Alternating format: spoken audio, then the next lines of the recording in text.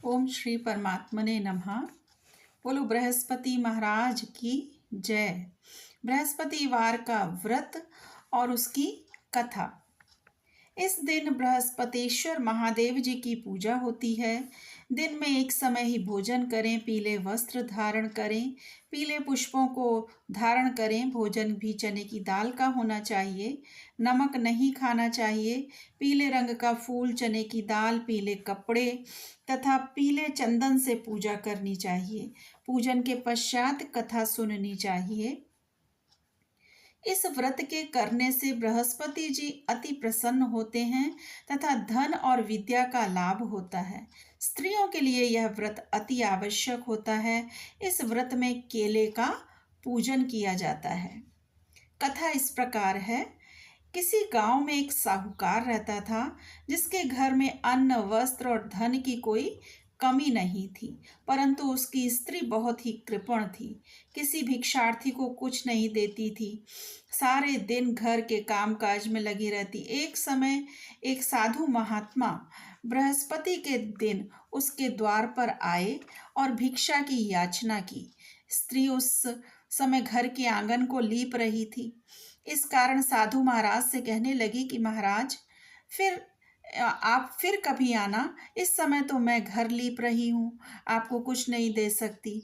फिर किसी अवकाश के समय आना। साधु महात्मा वहां से खाली हाथ चले गए। कुछ दिन के पश्चात वही साधु महाराज फिर आए। उसी तरह भिक्षा मांगी। साहूकारनी उस समय लड़के को खिला रही थी। कहने लगी, महाराज मैं क्या करूं, अवकाश ही नहीं है, इसलिए आपको भिक्षा नहीं दे सकती।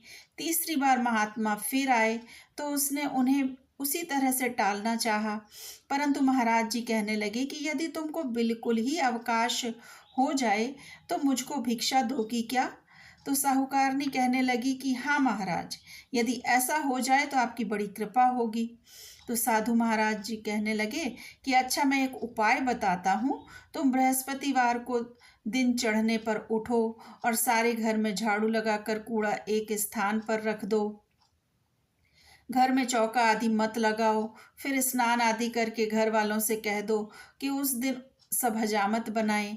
रसोई बनाकर चूल्हे के पीछे रखा करो, सामने कभी ना रखो। सायंकाल को अंधेरा होने के बाद दीपक जलाया करो तथा बृहस्पतिवार को पीले वस्त्र मत धारण करो, न पीले रंग की चीज़ों का भोजन करो। यदि ऐसा करोगी तो तुमको घर का कोई काम नहीं करना पड़ेगा। साहूकारनी ने ऐसा ही किया।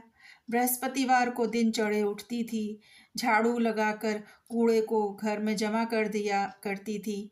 पुरुषों ने हजामत बनवाई, भोजन बनाकर चूल्हे के पीछे रख दिया। वह सब बृहस्पतिवार को ऐसा ही करती थी। अब कुछ काल के बाद उसके घर में खाने तक को एक दाना नहीं रहा।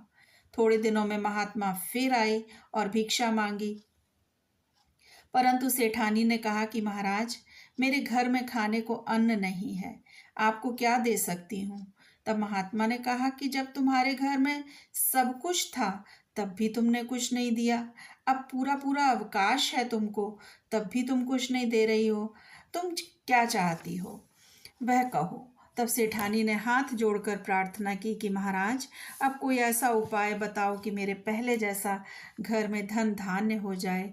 अब मैं प्रतिज्ञा करती हूँ कि अवश्यमेव जैसा आप कहेंगे मैं वैसा ही करूँगी। तब महात्मा ने कहा, बृहस्पतिवार को प्रातःकाल उठकर स्नान आदि से निवृत्त हो, घर को गौ के गोबर से लीपो तथा घर के पुरुष हजामत न बनवाएं। भूखों को अन्न जल देती रहा करो। ठीक सायंकाल दीपक जलाओ। यदि ऐसा करोगी तो तुम्हारी सब मनोकामनाएं भगवान बृहस्पति जी की कृपा से पूर्ण होंगी। सेठानी ने ऐसा ही किया। उसके घर में धन धान्य वैसा ही हो गया जैसा कि पहले था। इस प्रकार भगवान बृहस्पति जी की कृपा से वह अनेक प्रकार के सुख भोग कर दीर्घ काल तक जीवित रही। बोलो बृहस्पति भगवान की जय। दूसरी कथा के अंतर्गत एक दिन इंद्र बड़े अहंकार से अपने सिंहासन पर बैठे थे और बहुत से देवता, ऋषि, गंधर्व, किन्नर आदि सभा में उपस्थित थे।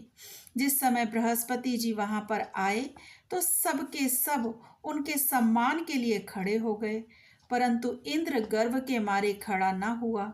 यद्यपि वह सदैव उनका आदर किया करता था, बृहस्पति जी अपना अनादर समझते हुए वहां से उठकर चले गए। तब इंद्र को बड़ा शोक हुआ कि देखो, मैंने गुरु जी का अनादर कर दिया, मुझसे बड़ी भारी भूल हो गई। गुरु जी के आशीर्वाद से ही मुझको यह वैभव मिला, उनके क्रोध से यह सब नष्ट हो जाएगा, इसलिए उनके पास जाकर उनसे क्षमा मांगनी चाहिए, जिससे उनका क्रोध शांत हो जाए और मेरा कल्याण हो। ऐसा विचार कर इंद्र उनके स्थान पर गया। जब बृहस्पति ने अपने योग बल से यह जान लिया कि इंद्र क्षमा मांगने के लिए यहाँ आ रहा है, तब क्रोधवश उससे भेंट करना उचित न समझकर वे अंतर ध्यान हो गए। जब इंद्र ने बृहस्पति जी को घर में न देखा, तब निराश होकर घर लौट आए। जब दैत्यों के राजा वृषवर्मा को यह समाचार विदित हुआ, तो उसने अपने गुरु शुक्राचार्य की आज्ञा से इंद्रपुरी को चारों तरफ से घेर लिया। गुरु की कृपा न होने के कारण देवता हारने व मार खाने लगे। तब उन्होंने ब्रह्मा जी को विनय पूर्वक अपना सारा वृत्तांत कह सुनाया और कहा कि महाराज, दैत्यों से किसी भी प्रकार हमें बचाइए।